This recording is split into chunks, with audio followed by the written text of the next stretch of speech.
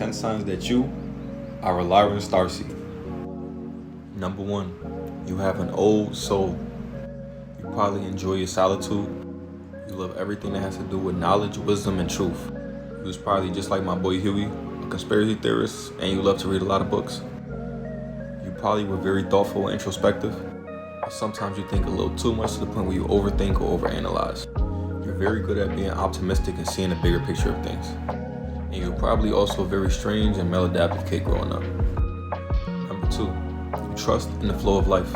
You have a deep inner knowing that everything in life will work out, despite the ups and downs or any obstacles that you may face. You believe that you have the inner strength and knowledge to handle any obstacle thrown at you. Number 3, you love history. You have an insatiable thirst for history, especially ancient history. This is probably because it reminds you of your background and heritage. You'll likely feel a weird connection or sense of belonging whenever learning about old times. You feel drawn to the lost lands and ancient civilizations, and you can't wait to learn more about the lost lands of the world. You love anything to do with myths and legends, and you believe in things that most people will consider to be crazy. Number 4, you're a very passionate person on the inside.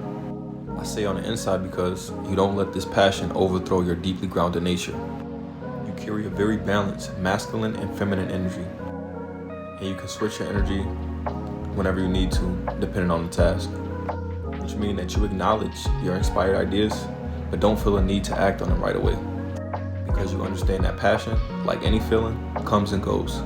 So you prefer to act when you feel that the time is right. Number 5, you're naturally drawn to the arts of magic and divination. You're naturally skilled and possess psychic abilities like clairvoyance, tarot reading, and elemental magic. You're probably more drawn to older forms of magic, such as candle magic, as opposed to the newer forms of magic like crystal magic. Number 7, you're an effortless manifester. Manifesting more than likely comes easy to you, but you do have to be careful what you say or think because the universe will grant your wishes, whether positive or negative. But luckily for you, every cell in your body naturally vibrates at a high frequency. You probably most likely resonate with frequencies of 777 and 888 hertz. Number 7, you're a very independent person. Fiercely independent, you hate relying on anybody for anything. You're just the type of person that prefers to do everything by yourself. You appreciate the boundaries in your relationship, and you crave alone time to recharge yourself. Number 8, you are quietly confident. You don't rely on words to convey your confidence. You enjoy to let your energy and aura speak for itself. You're a very humble person, almost sometimes to a fault, where it may come off as a bit too modest. Number 10, you love adventures and spontaneousness.